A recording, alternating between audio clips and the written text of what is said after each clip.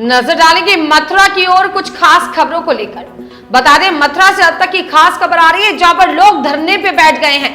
लोगों में भारी आक्रोश है, कहीं ना कहीं उनके दिल में एक दर्द की ज्वाला जल रही है।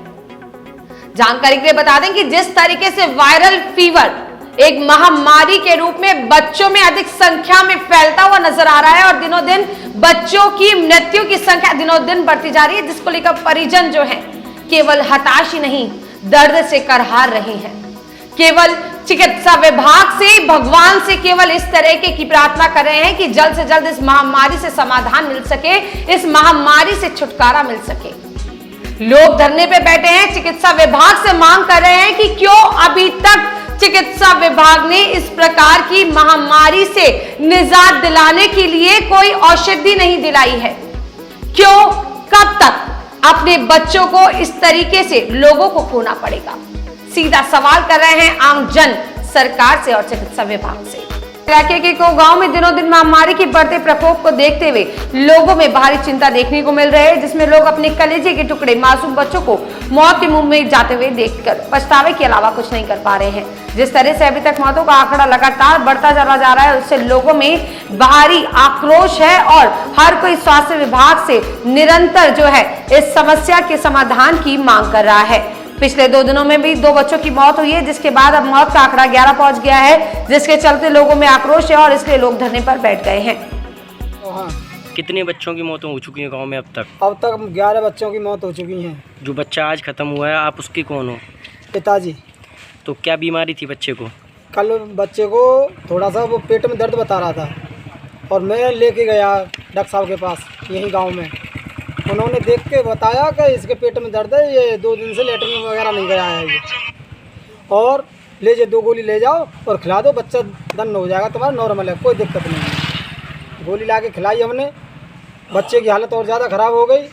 फिर तुरंत हमने आगरा हॉस्पिटल भर्ती करा और सुबह 2 बजे वो बच्चा खत्म।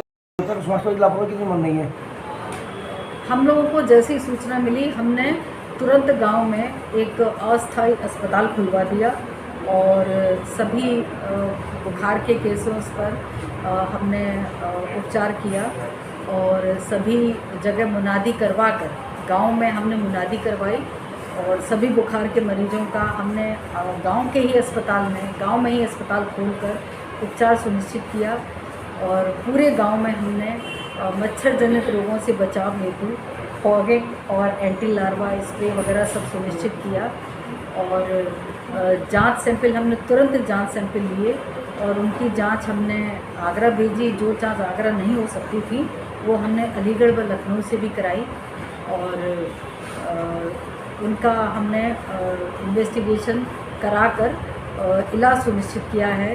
राज्य स्तर से भी जो एपिडेमिक, जो स्टेट सर्वेलेंस यूनिट है एपिडेमिक के लिए, हमने उनको खबर की और उनसे दिशा निर्देश लिए और उनके गाइडेंस के अकॉर्डिंग हमने सबका जांचें और इलाज सुनिश्चित किया। मैं बाबा आपका? मेरा नाम खेम सिंह है भैया। कितनी मौतें हो चुकी हैं गांव में अब तक? भैया अब तक 11 मौत है गई कुंवर साहब।